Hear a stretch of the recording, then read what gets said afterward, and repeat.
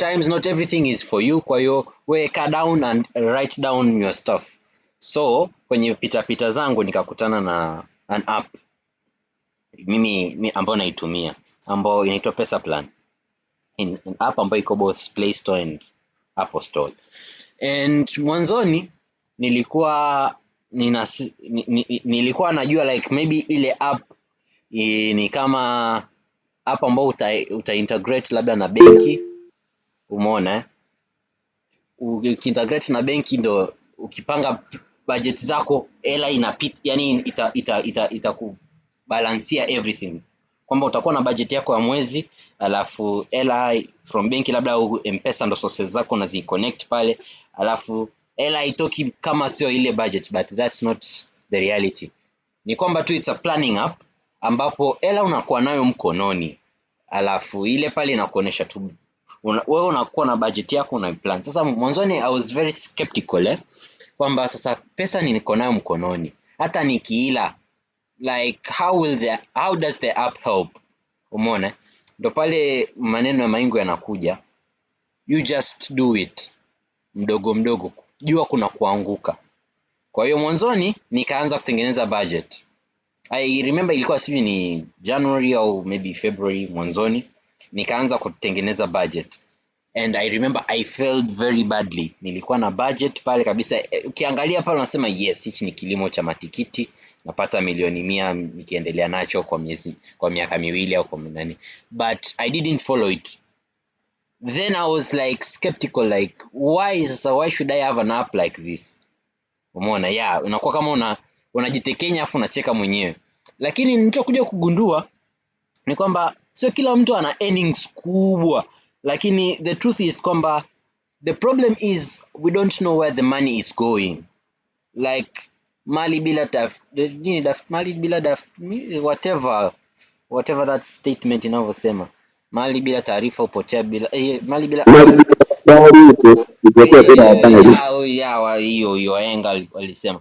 Kwa hiyo unaweza ukakuta usiku umeplan kabisa unataka sio nini, kwa una plan kabisa nitatumia kidogo, lakini by jioni yani unaamka umeplan asubuhi hii 10,000 nitaitumia 1 2 3 perpendicular, lakini ukienda kama Pascaline alivyosema kwenye chips, umepita na chips bando za Brother K sijui ni nini. Kwa hiyo unaanza like mwishoni jioni ukikaa unasema like hizi hela zinaenda wapi? So nikaanza kurealize a simple thing kwamba the moment you start tracking your money, hata kama iko mkononi like hivyo unaanza kuona tofauti, unajua like unapoteza wapi hela zaidi, and from there itakuwa very easy kupunguza hata unnecessary spendings na kidogo kidogo unaanza kuwa in control. So personally tool kama Pesaplan nashauri mtu muende mkaiangalie, kwa sababu it's free to download and you can use it. You just go and see jinsi gani kuweka records of every tiny bit, kwa sababu ilikuwa like let me give you a rough break like maybe by unaingiza maybe pesa kidogo, maybe you are a student and you are doing a side gig or something like that, kwa sababu mwanzoni kuna watu walikuwa wanasema wanafanya side gigs. Sasa hivi ya mtihani mambo yamekuwa mengi and all that. Kwa side gig imekulipa maybe like let's say 300k au 350k. Kwa kwenye app una record it, it's kidogo lakini inaanza kukutengenezea ile. Kwa hiyo sasa hapo hivyo unaanza kusema mimi wanafunzi labda nimepanga, kwa hiyo rent natakiwa kulipa kiasi fulani. Sio kwamba unasubiria mpaka ile 3 months zimefika sijui ni nini ndo utoe kibunda. Unaweza ukawa unaanza kujisevia pale like rent natakiwa nilipe maybe 240 by 3 months.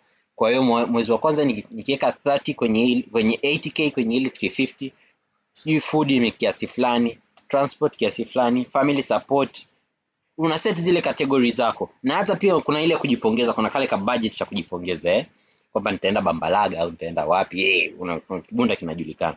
Kwa kila unapotumia pesa kidogo tu na record, umenunua lunch 5,000 au umenunua lunch 3,000 unaandika. Umetuma hela nyumbani au something happened unaandika, kwa sababu it's something ambayo tayari uko nayo.